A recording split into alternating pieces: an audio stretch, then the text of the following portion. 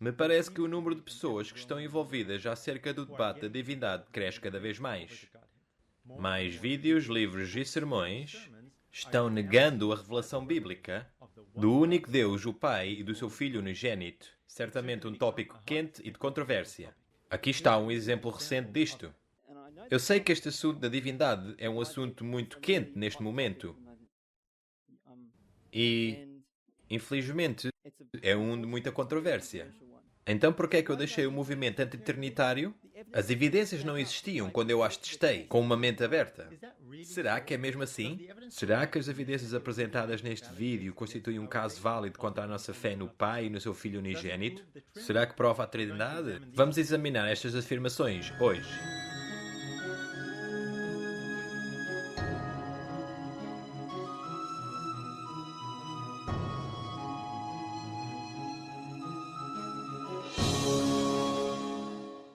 Olá a todos, meu nome é Nader Mansour e isto é Provai Todas as Coisas. Vamos observar um vídeo hoje por Joel Ridgway.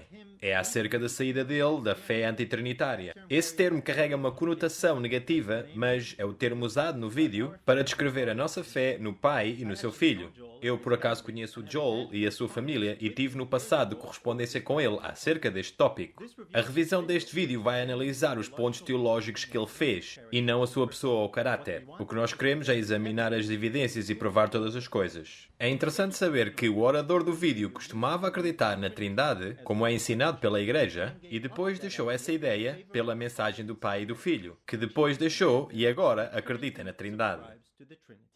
Quando eu crescia acreditando na visão tradicional da divindade que a Igreja mantém hoje, depois, na minha adolescência, a minha família foi introduzida a esta visão de Deus não trinitária.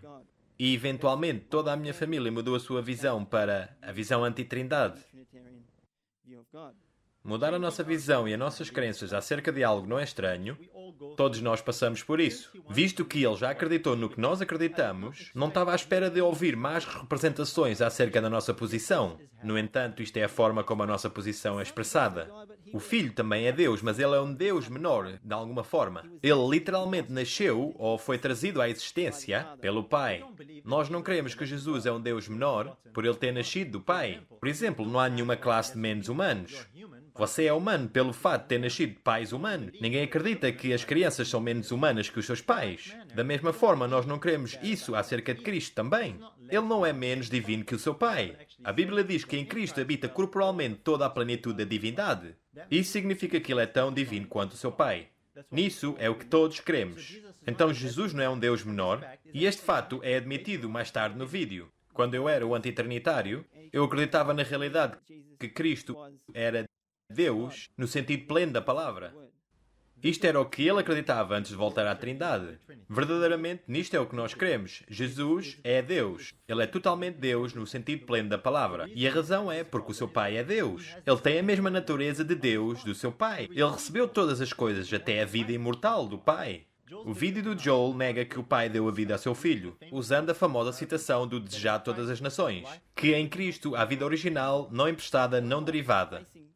Ellen White está a pôr 3 vezes ênfase no fato da vida de Cristo não ter vindo de mais ninguém. Noutras palavras, ele é a fonte de toda a vida. Será verdade que Cristo não recebeu a vida do seu Pai? Existem claras evidências que foram postas de lado no vídeo. Jesus ele mesmo ensinou que o Pai deu-lhe a vida. João 5:26. Porque como o Pai tem a vida em si, assim deu também ao Filho ter vida em si mesmo. Que tipo de vida é que o Pai tem nele mesmo? Será que você dizia original, não emprestada, não derivada? Sim, claro. Essa é a vida que foi dada a Cristo como o Filho unigênito de Deus.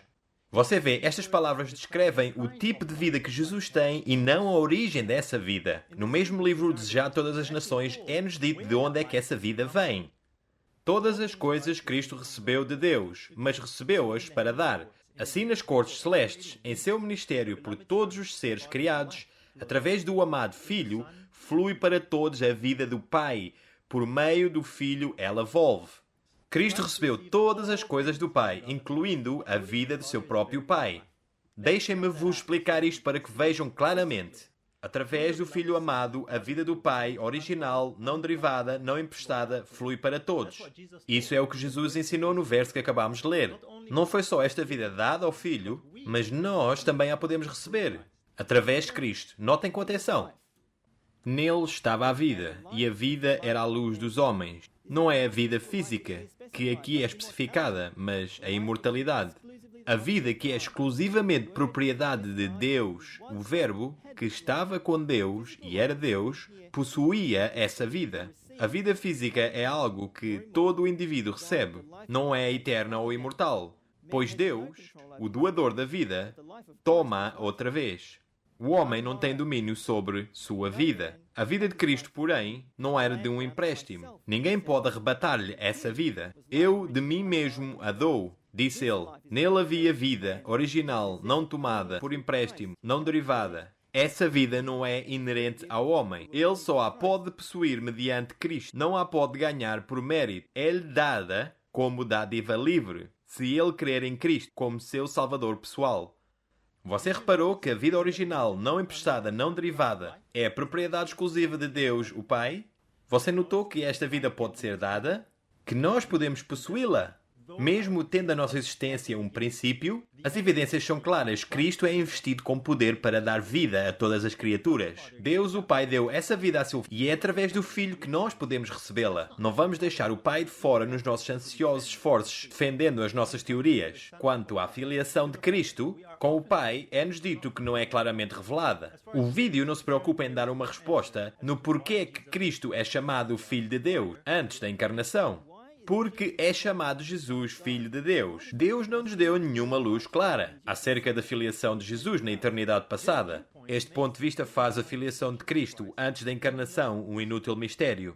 Deus deu de fato luz clara acerca de Cristo, ser de fato o seu Filho unigênito, muito antes dele vir à Terra como homem. Jesus realmente ensinou que ele saiu e veio de Deus. Os discípulos entenderam e acreditavam que o Filho de Deus era o único unigênito do Pai, sendo trazido antes de toda a criação, e que ele era o Filho de Deus muito antes dele vir à Terra. Eles claramente entendiam o que o Filho de Deus significava. Pense nisso.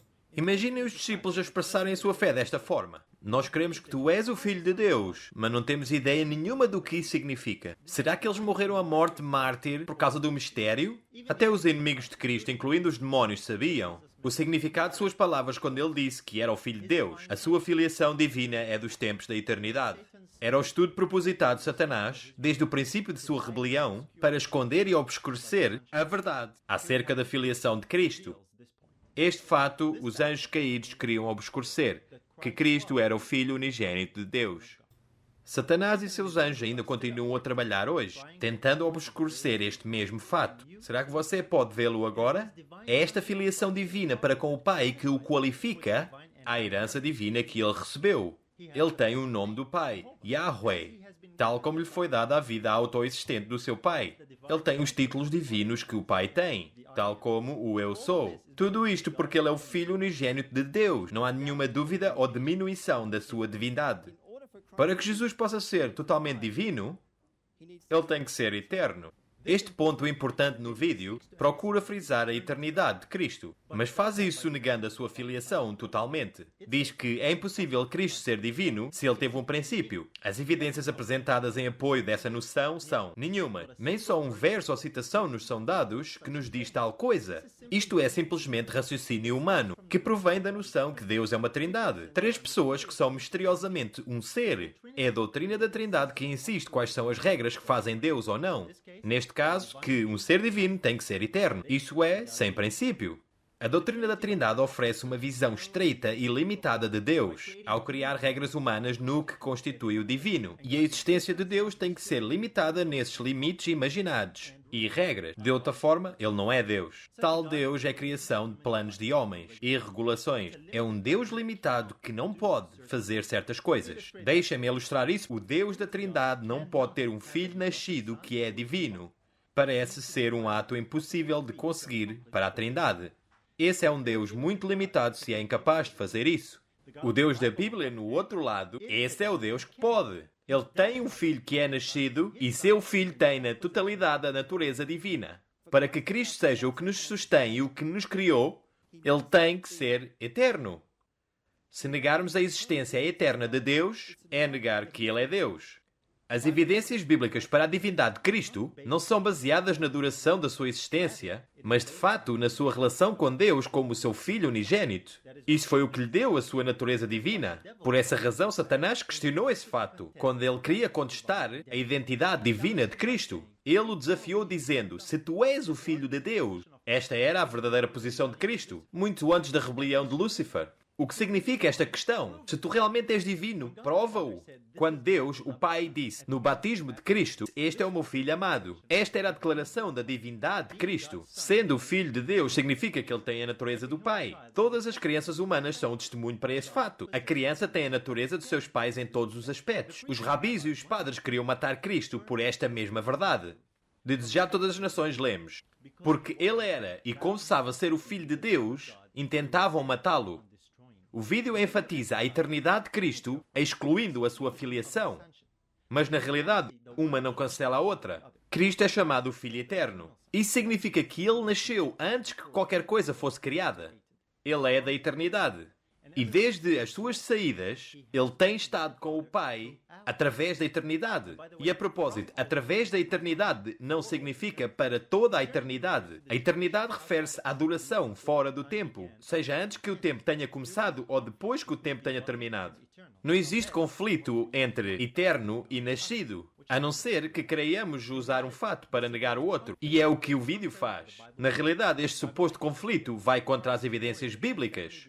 A Bíblia torna-o claro que a origem de Cristo e a sua descendência familiar é dos tempos da eternidade. Esse é o significado hebraico de Miqueias 5:2. Tendo excluído a filiação de Cristo em favor da sua existência ininterrupta e eterna, o vídeo então coloca uma importante questão em relação à morte de Cristo. Como é que Jesus pode ser Deus e, no entanto, morrer? É-nos dito que Jesus entregou a sua vida. Como é isto possível? Não nos é dito. Na realidade, é-nos dito. Jesus disse em João 10: por isso o Pai me ama, porque dou a minha vida para voltar a recebê-la. Ninguém me a tira de mim, mas eu de mim mesmo a dou. Tenho poder para a dar e poder para voltar a recebê-la. Esse mandamento recebi de meu Pai. Eu li esse da versão contemporânea da Bíblia, porque expressa o sentido que muitas vezes é perdido na King James. Jesus deu a sua vida, foi assim que ele morreu. Ele entregou o seu espírito a seu Pai. Ele voluntariamente deu a sua vida divina e morreu. Ele não continuou consciente na sua morte. E ele recebeu essa vida outra vez do seu Pai na ressurreição. Isto foi de acordo com o mandamento do Pai. Mas isto é um grande problema para a ideia da Trindade. O vídeo sugere que Cristo existiu sempre sem ter um princípio ou interrupção na sua vida. Esta é a suposta evidência para a sua divindade. A morte de Cristo destrói este critério antibíblico para a divindade e expõe a falácia da doutrina da Trindade. Veja que a divindade de Cristo não depende na duração ou continuidade da sua vida. Sendo assim, como é que Cristo, sendo um ser coeterno, deixou de viver por 3 dias e depois voltou à vida? Pelas regras postas no vídeo, isso imediatamente quer dizer que ele não é divino. Então qual é a solução oferecida para esse problema? Aqui está. Como Deus dá a sua vida e volta a tomá-la? Não podemos entender. Não nos devemos preocupar com isso. Bem, isto é realmente difícil para mim. O vídeo parece aceitar a morte e a ressurreição de Cristo, mas admite a incapacidade de entendê-la. Por que não aceitar pela mesma fé a verdade bíblica que Deus tem um Filho unigênito, que também é divino e eterno? Por que é que o vídeo se preocupa tanto em negar a filiação de Cristo e, no entanto, não se preocupa com a morte de Cristo? A Trindade força as pessoas a provar a divindade de Cristo em formas que a Bíblia não o faz. Se a duração da existência e a continuidade de vida é a tua prova que Cristo é divino, então tens que negar a morte de Cristo por 3 dias. Afinal, se ele na realidade deixou de viver, como é que ele voltou a ter a sua vida como ser divino? Se não acredita que ele nasceu do Pai, pois isso diminui a sua existência, então também tem que rejeitar a sua morte durante 3 dias, pois isso é uma interrupção da sua vida. Se você aceita a morte de Cristo por 3 dias e ainda acredita que ele é divino, então por que não o aceitar como o único unigênito do Pai? Que ele realmente procedeu antes de toda a criação e recebeu a mesma vida e natureza de seu Pai. Afinal, toda a intenção do vídeo é que Cristo tem que ter uma vida eterna e ininterrupta, que não vem de ninguém, até mesmo do Pai. Esse é o ponto de vista antibíblico da sua divindade. Então, para consistentemente manter a teoria da Trindade coeterna, não só você tem que negar que Cristo nasceu do Pai, mas também terá que negar a sua morte. Cristo recebeu a sua vida do Pai na ressurreição. Da mesma forma, Cristo recebeu a sua vida do Pai quando nasceu dele. nos dias da eternidade. As duas mantêm-se ou caem juntas. Nenhum destes dois fatos imutáveis destrói a sua divindade. De fato, eles afirmam que Ele é o Filho Divino de Deus. Infelizmente, quando nós utilizamos filosofia em vez de inspiração, acabamos negando a verdade clara da Bíblia. A falta de provas durante o vídeo é avassaladora. Não há só uma única citação ou verso em todo o vídeo que diga que Cristo não nasceu do Pai. Nenhuma evidência em apoio da noção que a divindade de Cristo depende da duração da sua vida. No entanto, estes são os fortes argumentos no vídeo. A sua fonte não é inspiração divina, mas em vez, raciocínio humano guiado pela filosofia da Trindade. A autoexistência de Cristo é dita ser totalmente independente do Pai. Isso não só exclui o Pai, mas de verdade contradiz as palavras de Cristo. Notem como é que o vídeo descreve Cristo. Ele não deve a sua existência ao Pai, ele é eterno. Mas vejam o que Jesus diz.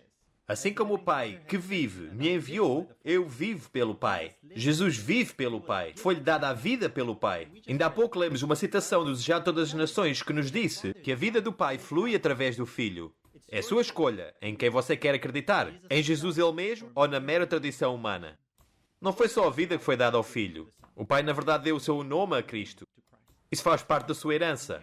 É por isso que Cristo é chamado por vários nomes divinos e títulos. Deus disse isso quando ele disse a Moisés: guarda-te diante dele e ouve a sua voz, e não o provoques à ira, porque não perdoará a vossa rebeldia, porque o meu nome está nele. Isto era em referência a Cristo que estava guiando Israel. Isto é confirmado quando Jesus disse que ele veio no nome de seu Pai. Esta herança divina de Cristo é posta de lado no vídeo. Eles dizem que Cristo herdou os títulos da divindade de seu Pai. Então Jesus é autoexistente por causa do seu Pai. Agora, mas este argumento não faz nenhum sentido quando pensamos. Se o meu pai tivesse 30 anos quando eu nasci, será que posso dizer que eu tenho 60 anos quando eu na realidade tenho 30? Você não herda a idade de seus pais, pois não? Agora, Deus não nos pediria para acreditar em algo tão irracional como isto. Pediria.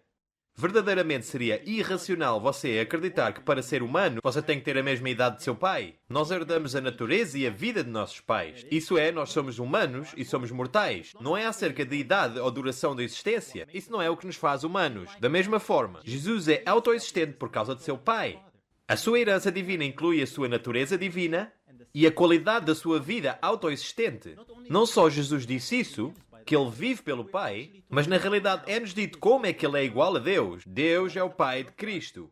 Cristo é o Filho de Deus. A Cristo foi atribuída uma posição exaltada, que ele foi feito igual ao Pai. A igualdade divina de Cristo para com o Pai foi-lhe dada. Cristo herdou a qualidade da existência eterna de seu Pai. Por favor, reparem que não é a duração da sua vida que o faz igual a Deus. É de fato a sua filiação que o faz igual a Deus. É por isso que ele é referido como um ser eterno e desde toda a eternidade. Isso é em referência à qualidade da sua existência e não à duração da sua existência. A sua filiação é a base da sua igualdade. Se a igualdade é real, é porque a sua filiação é real. Se negarmos o relacionamento com o seu pai, destruímos a sua herança divina. O vídeo não apresenta nenhuma citação ou verso negando que Jesus herdou isto do Pai. A única razão e evidência que o vídeo dá é que não faz sentido nenhum se pensarmos nisso. Notem. Então Jesus é autoexistente por causa do seu Pai. Mas este argumento não faz sentido nenhum se pensarmos nele. Deixa-me dizer-te algo. Uma virgem ter uma criança não faz sentido nenhum se pensar nisso. A água tornar-se em vinho não faz sentido. Jesus andando na água não faz sentido nenhum se pensar nisso.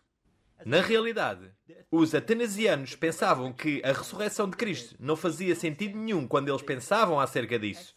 Atos 17:32. E como ouviram falar da ressurreição dos mortos, uns escarneciam.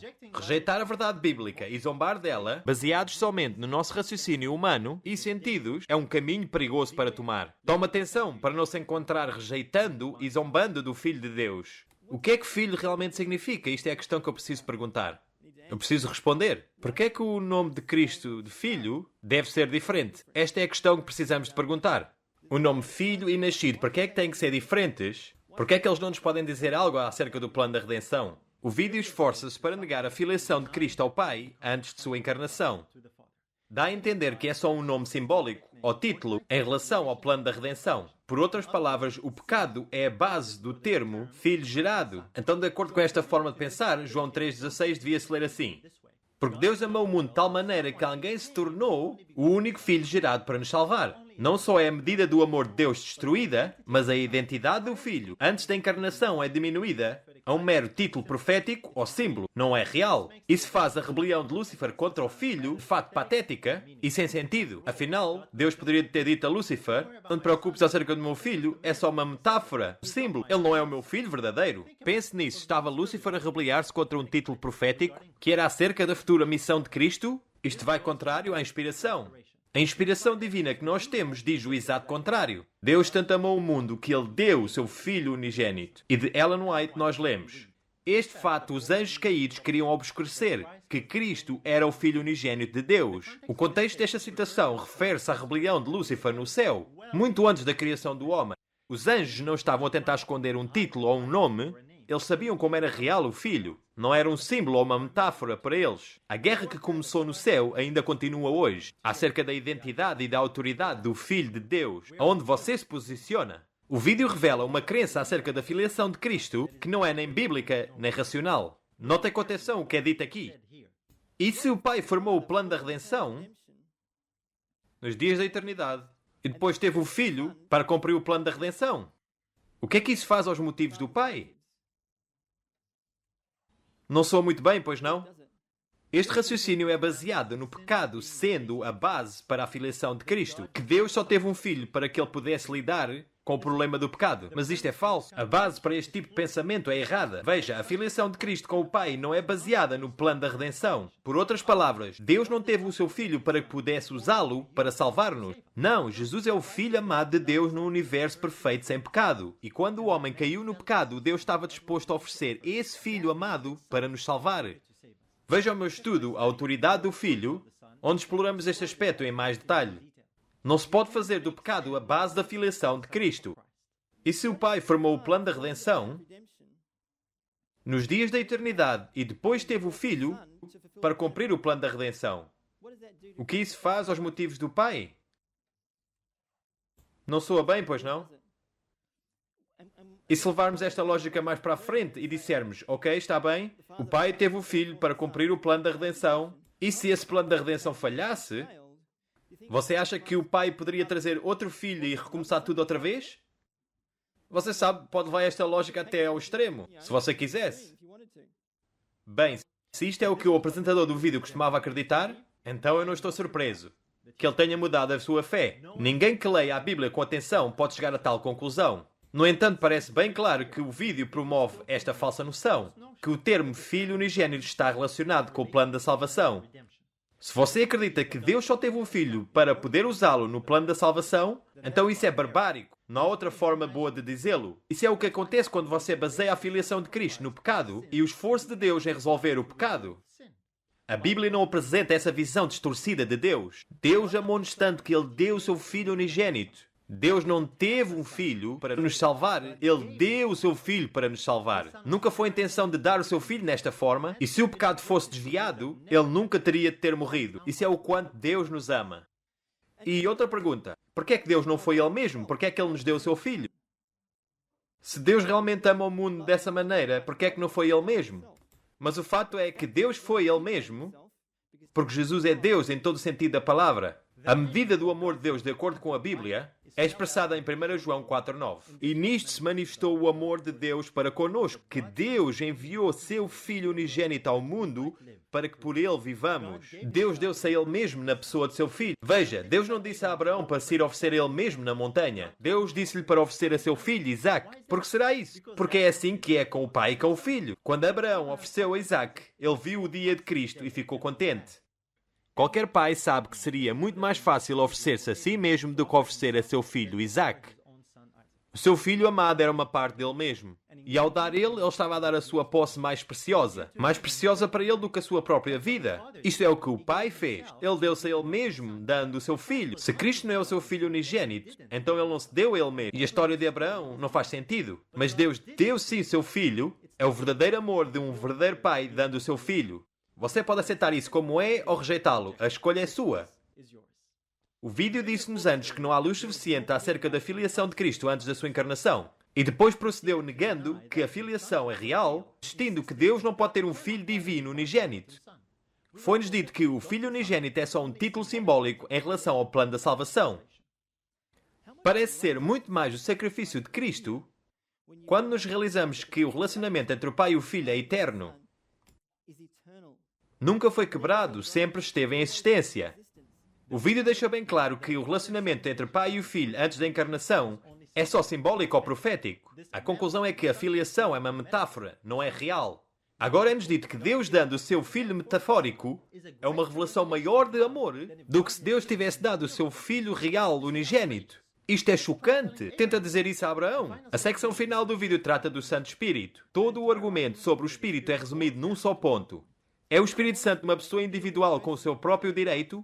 Noutras palavras, é o Santo Espírito de Deus outra pessoa sem ser o Pai ou o Filho? Uma pessoa individual no seu próprio direito, normalmente referido como Deus Espírito Santo. A própria questão e noção realmente provém da noção que Deus é uma trindade. A Bíblia nunca apresenta o Espírito de alguém como um indivíduo separado da pessoa ao qual o Espírito pertence. Ponto simplesmente é fazer a pergunta desta forma. É o meu Espírito uma pessoa individual no seu próprio direito? É uma pessoa diferente de mim? A resposta é um claríssimo e óbvio não. Parece tontice perguntar isso. E não existe razão para sequer pensar desta forma. Não é menos estranho pensar dessa forma acerca de Deus, no qual a nossa imagem é feita. Tal como o meu espírito sou eu mesmo e não outra pessoa, então o Espírito do Pai é a sua própria pessoa. Aqui está na Bíblia. Porque qual dos homens sabe as coisas do homem, senão o Espírito do homem, que nele está? Assim também ninguém sabe as coisas de Deus, senão o Espírito de Deus.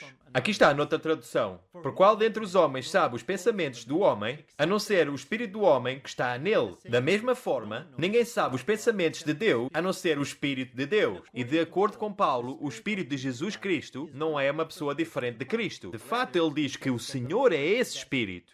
E aqui está, no Espírito de Profecia. Possuem eles um só Deus, apenas um Salvador, um só Espírito, o Espírito de Cristo. O Espírito é a pessoa de Cristo.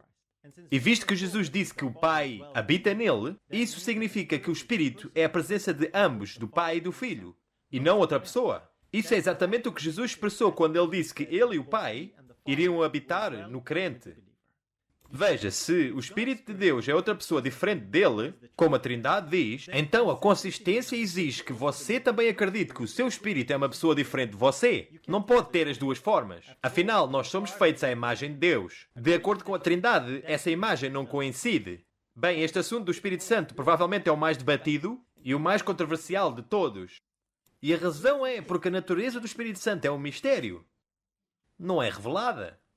Espero que esteja familiarizado com esta citação, e se não, você tem que estar, porque enfatiza um princípio muito fundamental acerca da natureza do Espírito Santo. A natureza do Espírito Santo é um mistério. Os homens não a podem explicar, porque o Senhor não lhes revelou.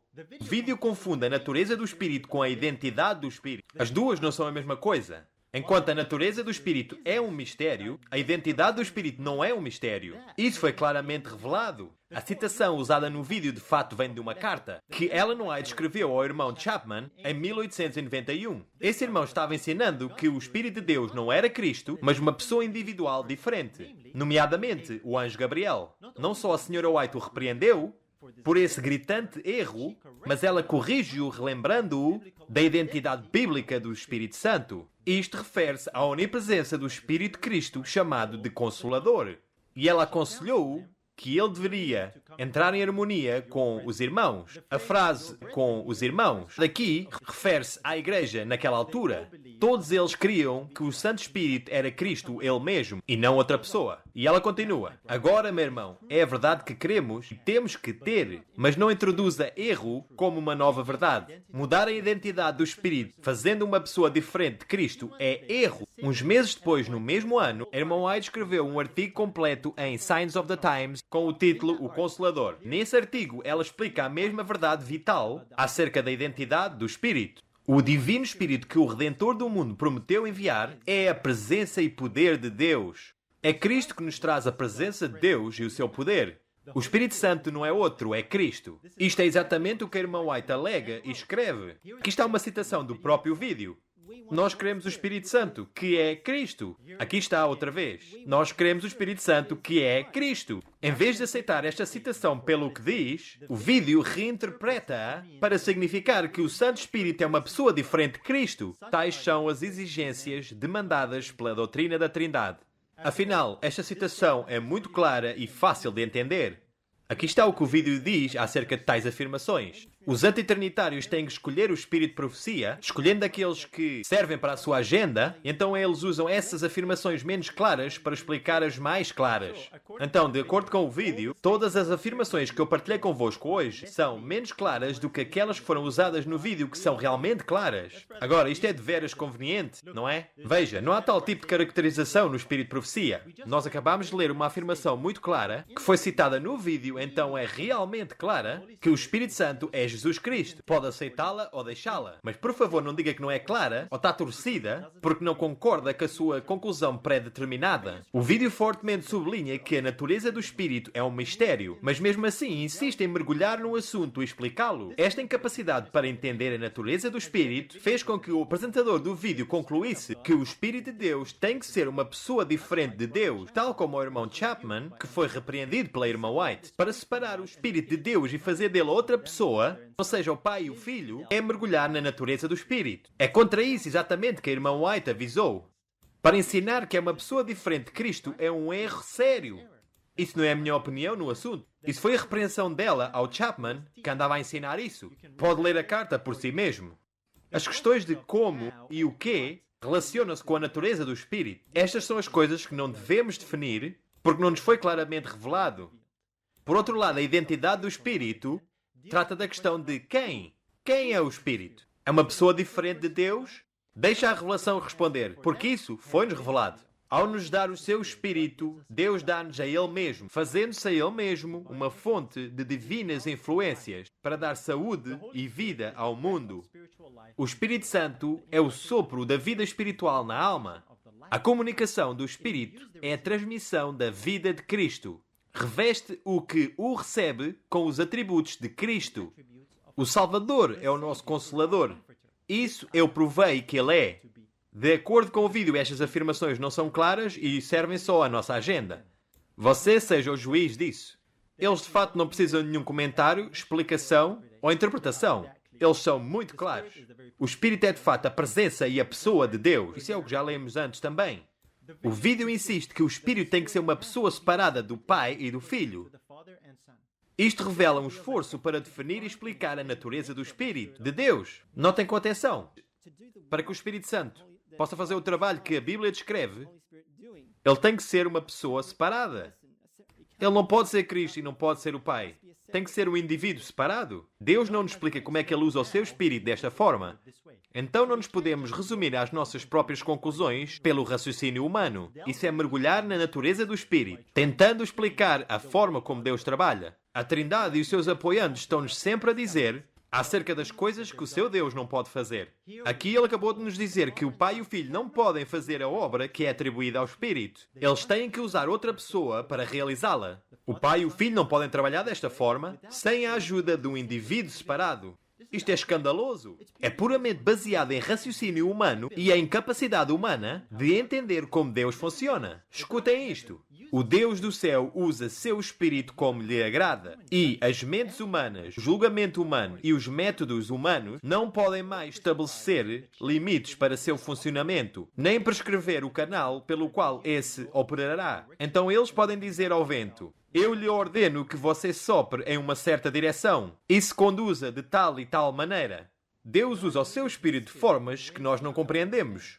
É loucura humana insistir que o Espírito de Deus é uma pessoa diferente de Deus, só porque nós não compreendemos a natureza com que Ele trabalha com o seu Espírito. É certamente aqui que o silêncio é de ouro. A razão oferecida não é inspiração, mas raciocínio humano. E a insistência que Deus só pode fazer as coisas de certa forma. Isto é, limitar Deus ao entendimento humano. Eu vou repetir o vídeo. Para fazer o trabalho que o Espírito Santo faz, que está descrito na Bíblia, ele tem que ser uma pessoa separada. Não pode ser o Pai, não pode ser Cristo. Tem que ser um indivíduo separado. Deus não pode trabalhar desta forma. Ele tem que usar outro. O Deus da Trindade é o Deus que não pode. As incapacidades da Trindade são altamente proclamadas por seus adoradores aderentes. Por exemplo, a teoria da Trindade insiste que Deus não pode ter um filho que é divino. O Espírito de Deus não pode fazer parte dele mesmo. Deus não pode fazer certas coisas por ele mesmo através de seu Espírito. Ele usa outra pessoa que se chama Deus Espírito Santo. Cristo não pode receber a vida de seu Pai. Cristo não pode testemunhar acerca dele mesmo. O Espírito Santo não pode ser Cristo ou o Pai. E uma pessoa somente não pode ser o Deus da Bíblia. Ele precisa outras duas pessoas para se tornar a deidade triuna. O Deus da Trindade é o Deus que não pode. Não é surpreendente que ele não pode ser encontrado na Bíblia. Tal limitada e estreita visão de Deus não é só perigosa, mas totalmente antibíblica. O verdadeiro Deus da Bíblia, na verdade, diz: Eis que eu sou o Senhor, o Deus de toda a carne. Acaso haverá alguma coisa demasiado difícil para mim? Ele pode fazer essas coisas que o Deus da Trindade não pode. Então não é difícil para Deus ter um filho que também é divino como Ele mesmo. Não é demasiado difícil para Deus trabalhar com o seu Espírito de formas maravilhosas que nós na realidade não compreendemos. E que esse Espírito seja a sua própria pessoa, não outra pessoa. Verdadeiramente é a sua escolha. Você pode aceitar o Deus da Trindade que não pode, ou o verdadeiro Deus da Bíblia que pode fazer todas estas coisas. E é-nos dito mais uma incapacidade da Trindade, que Cristo não pode estar presente no seu povo hoje. O vídeo apresenta que Cristo não pode ser mais onipresente, pois ele tomou a humanidade. A citação que é usada para apoiar esta ideia é: impedido pela humanidade, Cristo não poderia estar em todos os lugares pessoalmente. Reparem quais são as conclusões que o orador retira disso. Isto claramente diz-nos que quando Cristo tomou a humanidade, ele desistiu da sua onipresença. Ele não poderia estar presente em todo lugar ao mesmo tempo, como dantes. Ele foi impedido pela humanidade. Enquanto isto é verdade para a jornada terrestre de Cristo, não se aplica agora a ele depois de ser glorificado. Ele pediu a seu Pai para o glorificar com a mesma glória que ele tinha dantes. Esta oração foi respondida quando Cristo estava deixando os seus discípulos. Ele prometeu-lhes que estaria com eles para sempre até o fim dos séculos. Cristo verdadeiramente pode estar presente com o seu povo, que se ajuntam em seu nome. Parem no que mais o vídeo vai dizer. Os antitrinitários encontram um problema aqui. Porque se o Espírito Santo é a mente de Cristo, a onipresença de Cristo, então como é que Cristo está impedido pela humanidade? Ele não está. Ele não está impedido de forma alguma. Porque o Espírito Santo é a onipresença de Deus. O vídeo falha em tomar nota da glorificação de Cristo. Consecutivas tentativas em explicar a natureza do Espírito só podem levar a tais problemas. Mais uma vez é-nos mostrado a incapacidade do Deus da Trindade. Aparentemente, Cristo é incapaz de cumprir a sua promessa de estar com o seu povo. Ele tem que pedir a ajuda de outro. Esta conclusão bizarra é oposta ao que lemos antes, onde nos foi claramente dito que o Espírito Santo não é outra pessoa, mas Cristo. Isto se refere à onipresença do Espírito de Cristo, que se chama o Consolador. Então Cristo tem um Espírito onipresente. É dessa forma que ele pode estar presente com a sua igreja na Terra. A glorificação que ele recebeu de seu Pai não era faltosa ou deficiente. Então esta afirmação não faz sentido de forma alguma se você acredita que o Espírito Santo é parte de Cristo. Você reparou a razão oferecida? Isto não faz sentido. Outra vez, tentativas humanas a tentar entender a natureza do Espírito. Toma atenção. Mas vamos responder à questão posta no vídeo. É o Espírito Santo parte de Cristo? Escutem. O Espírito Santo, que procede do Filho unigênito de Deus, liga o agente humano, corpo, alma e espírito à natureza perfeita, humana e divina de Cristo. É por isso que a Bíblia diz que aquele que se junta ao Senhor é um Espírito. Então não só o Santo Espírito é uma parte vital de Cristo, é de fato Cristo ele mesmo, sem o impedimento da humanidade. Vou-lhe relembrar desta citação do vídeo. Queremos o Espírito Santo, que é Jesus Cristo, mas não para negando só este fato claro. Porque um erro leva a outro erro. Notem. Agora, para que o Espírito Santo possa revelar a Cristo, ele tem que ser uma pessoa separada. Não pode ser Cristo. Cristo não se pode revelar ele mesmo. Não faz sentido. Aqui está mais uma incapacidade adicional do Deus da Trindade. Aparentemente, o Cristo da Trindade não pode se revelar ele mesmo. Reparou na razão? Não faz sentido. Mais uma vez, isto é um tema recorrente que trata com a incapacidade de compreender a natureza do Espírito de Deus. Jesus, de fato, pode e revela-se a ele mesmo. E aquele que me ama será amado de meu Pai, e eu o amarei e me manifestarei a ele. Então Jesus revela-se a ele mesmo. O Filho Divino de Deus pode fazer isso. Não limitem o Salvador e deem a sua obra a outro. Se você acredita num Jesus que não se pode revelar a ele mesmo, eu convido-o para aceitar o Jesus da Bíblia que pode. aceita o Filho glorificado de Deus e o que ele pode fazer. Ele disse aos seus discípulos: eu não vos deixarei órfãos, eu virei a vós. A presença de Cristo na alma, pelo seu próprio Espírito, é o que personifica a Cristo. Veja que o Espírito de Cristo não é só uma força ou uma essência, é de fato a presença pessoal de Cristo ele mesmo. É a sua própria pessoa, mantendo-se e habitando no crente e renovando-o. O vídeo cita um monte de citações do livro Evangelismo, em apoio da teoria da Trindade. Estas citações são todas explicadas num pequeno livro que se chama Pondo as Peças Juntas. Pode encontrá-lo no nosso website. Enquanto as citações usadas no livro frisam a personalidade do Espírito, nenhuma delas indica que o Espírito é uma pessoa diferente do Pai e do Filho.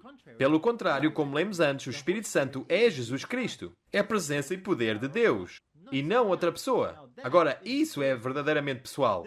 Isto é como Cristo pode continuar com o seu duplo ministério, como sumo sacerdote no santuário celestial e como consolador nos nossos corações na terra. Esta dupla intercessão de Cristo é como Ele somente nos pode conectar com o Pai. Afinal, Ele é o único caminho a Ele. O vídeo tenta fazer um caso à doutrina trinitária, enfatizando as suas incapacidades. Em vez de oferecer as bases bíblicas provando que Deus é uma trindade, o vídeo apoia-se grandemente em citações de Ellen White no esforço de descreditar a verdade do Pai e do Filho.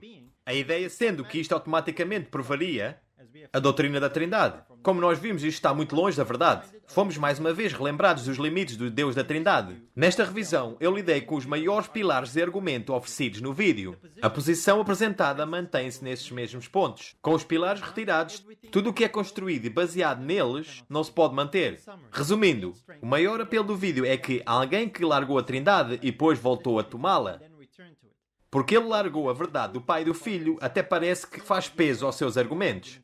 Eu costumava acreditar na Trindade, mas eu larguei essa ideia em favor do Deus da Bíblia. Eu pessoalmente conheço centenas de pessoas por todo o mundo que largaram essa ideia de Deus ser uma Trindade, resultando numa caminhada com o Pai e com o Filho mais profunda. Eu convido para aceitar o Pai e o Filho como eles são.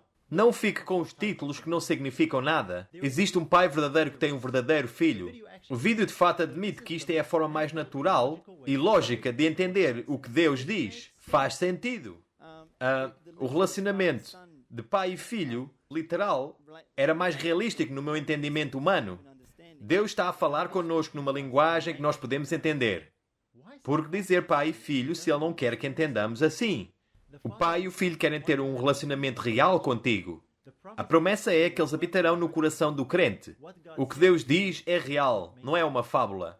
A mensagem do vídeo nega esta realidade e apresenta-nos uma misteriosa, inexplicável alternativa. Você não tem um verdadeiro pai ou filho, você tem um Deus filosófico limitado que suas palavras não têm significado. De fato, é sua escolha. Quem é que você aceitará? A Trindade 3 em 1 ou o verdadeiro Deus da Bíblia e o seu Filho unigênito? As evidências falam por si mesmo. Se gostou deste vídeo, sabe o que tem que fazer. Até à próxima. Lembre-se de provar todas as coisas e mantenha aquilo que é bom.